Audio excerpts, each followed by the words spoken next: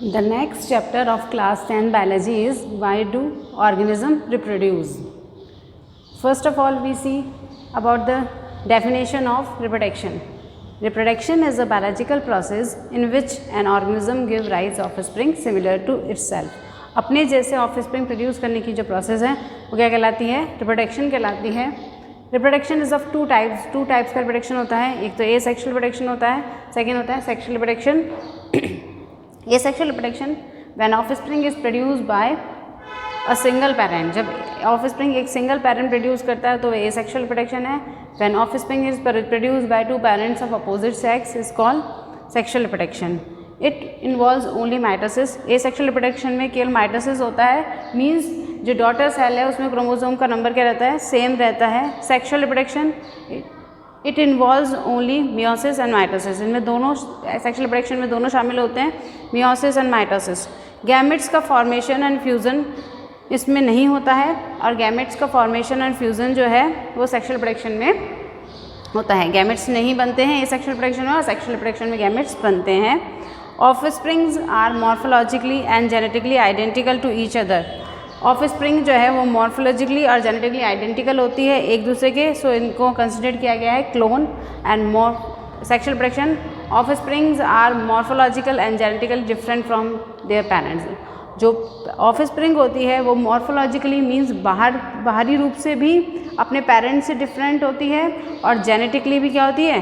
Different होती है from their parents. मतलब उनके जीन्स अलग अलग होते हैं क्योंकि दो पेरेंट्स के कॉम्बिनेशन से जीन आते हैं, तो कुछ जीन्स एक पेरेंट के मिलते हैं और कुछ जीन्स दूसरे पेरेंट के मिलते हैं. और इसमें ऑफस्प्रिंग जो होती है वो बाहरी रूप से भी अपने पेरेंट के सिमिलर होती है और एसेक्सुअल रिप्रोडक्शन में, और जेनेटिकली भी अगर हम देखें तो वो कैसी होती है? सिमिलर होती है. इसलिए हम उनको क्या कंसीडर कर रहे हैं? क्लोन कंसीडर कर रहे हैं. और सेक्सुअल रिप्रोडक्शन में क्या होता है?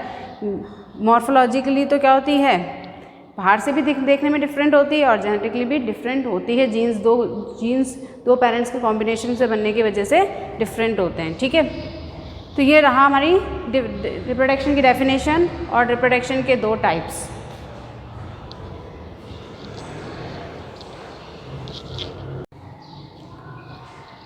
नेक्स्ट है different ways of asexual reproduction. Different ways में फर्स्ट है फिजन, सेकेंड है बर्डिंग, थर्ड है स्पोरुलेशन, फोर्थ है रीजनरेशन, फिफ्थ है वेजिटेटिव प्रोपोगेशन. फिजन में हम देखेंगे it is a type of asexual reproduction in which a cell divide into one or more parts. अगर एक सेल जो है एक और ज़्यादा पार्ट्स में डिवाइड हो जाती है इसे कहते हैं हम फिजन. ये दो टाइप का होता है, binary fission and multiple fission. अगर एक सेल जो है वो टू पार्ट्स में डिवाइड हो रही है सेल डिवीज़न के थ्रू तो ये कहलाएगा बाइनरी फिजन. अमीबा में मिलता है जैसा एसेक्सुअल रिप्रोडक्शन, वो है binary fission. And multiple fission जो है वो मिलता है हमारे प्लाज्मोडियम में. जब एक सेल जो है वो एक से ज़्यादा पार्ट्स में डिवाइड हो जाती है तो इस टाइप का एसेक्सुअल रिप्रोडक्शन जो है कहलाता है मल्टीपल फिजन और ये मिलता है हमारे प्लाज्मोडियम में. तो ये देखा हमने different ways of asexual reproduction. अब इनको डिटेल से देखेंगे हम.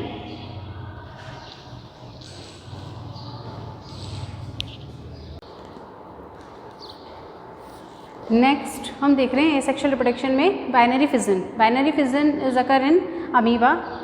Initially amoeba divide into two halves and each half separate from each other and develop into new daughter cell.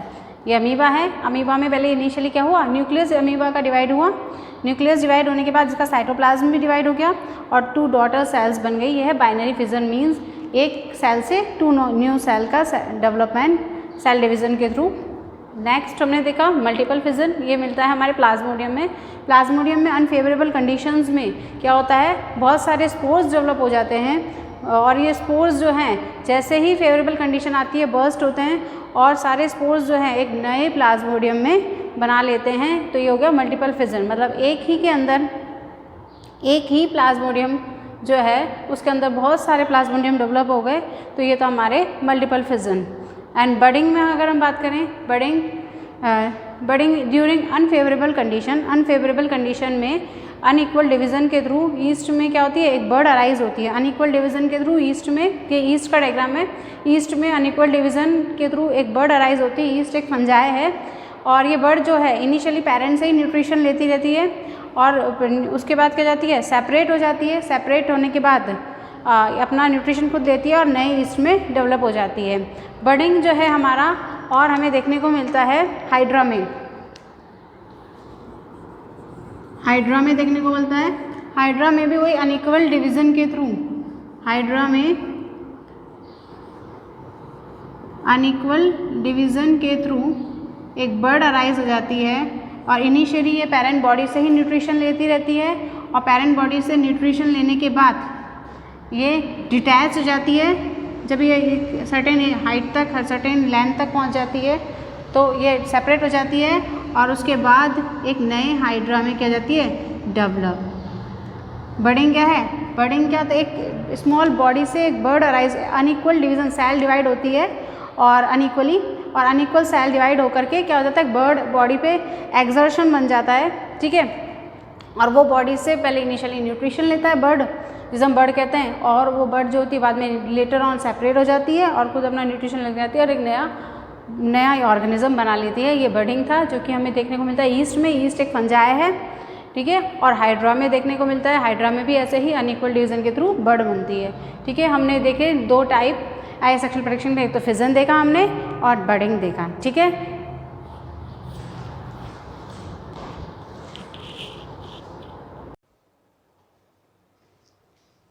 Next है हमारा budding process. It is a type of asexual reproduction in which an organism through unequal cell division a small bud arises. This small bud give rise into new organism.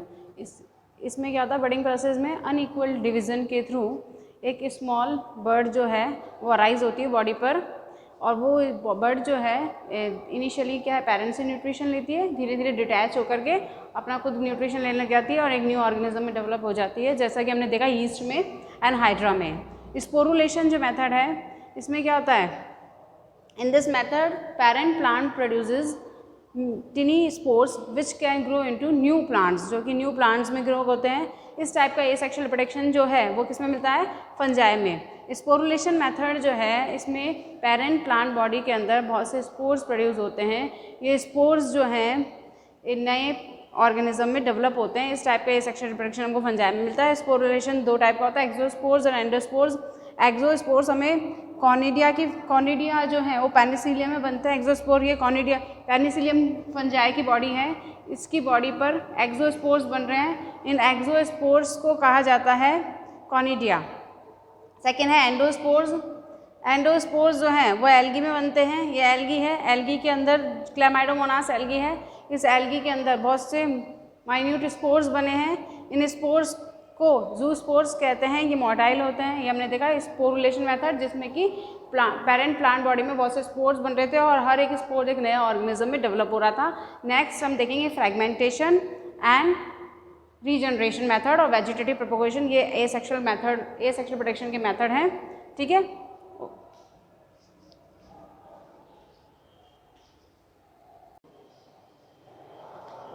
Next asexual reproduction का mode है हमारा fragmentation.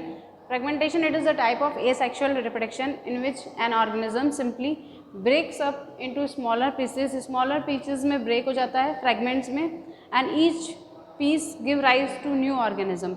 इसमें क्या होता है, कोई भी organism जितने पीसेस में ब्रेक होता है उतने ही न्यू ऑर्गेनिज्म डेवलप हो जाते हैं। ये फ्रेगमेंटेशन मेथड है। ये स्पायरोगायरा में मिलता है, एल्गी में अंदर मिलता है फ्रेगमेंटेशन। रीजनरेशन जो है the process of getting back into a full organism, एक वापस से फुल ऑर्गेनिज्म बनना किसी बॉडी पार्ट से, ये कहलाता है regeneration. This process is called regeneration. ये मिलता है प्लानेरिया में। प्लानेरिया की बॉडी के जितने पार्ट्स हम कर दें, जैसे हेड, ट्रंक और टेल रीजन से हमने 3 पार्ट्स कर दिए तो 3 न्यू प्लानेरिया बन गए। ये हमारा प्रोसेस है regeneration. The process of getting back into a full organism from its body part, this process is called regeneration. ये मिलती है हमारे प्लानेरिया में, ठीक है। नेक्स्ट देखेंगे हम प्लांट्स में मिलता है वेजिटेटिव प्रोपोगेशन। आपको फ्रेगमेंटेशन समझ में आ गया। फ्रेगमेंटेशन में कोई भी ऑर्गेनिज्म के जितने फ्रेगमेंट्स कर दिए जाएं, ये पर्टिकुलर टाइप की स्पीशीज़ में मिलता है, जैसे हमने पढ़ा स्पायरोगायरा में मिलता है, ठीक है। ये इस एसेक्सुअल प्रोडक्शन में क्या होता है, एक ऑर्गेनिज्म के जितने पीस कर दिए जाते हैं उतने पीस जो हैं वो न्यू ऑर्गेनिज्म में डेवलप हो जाते हैं, जैसे कि स्पायरोगायरा में मिलता है। रीजनरेशन में क्या मिलता है? रीजनरेशन में बॉडी पार्ट्स के जितने ब्रेक्स कर दिए जाते हैं और उन हर ब्रेक से क्या होता है? एक नया बॉडी पार्ट, नया बॉडी ऑर्गेनिज्म, हर एक बॉडी पार्ट से एक नया बॉडी ऑर्गेनिज्म डेवलप हो जाता है। ये प्रोसेस कहलाती है रीजनरेशन। ये मिलता है हमें प्लानेरिया में देखने को। प्लानेरिया जो है फ्लैट वर्म में उसमें देखने को मिलता है। ठीक है, नेक्स्ट हम देखेंगे वेजिटेटिव प्रोपोगेशन, जो कि प्लांट्स में मिलता है। प्लांट्स में वेजिटेटिव प्रोपोगेशन के थ्रू एसेक्सुअल प्रोडक्शन होता है।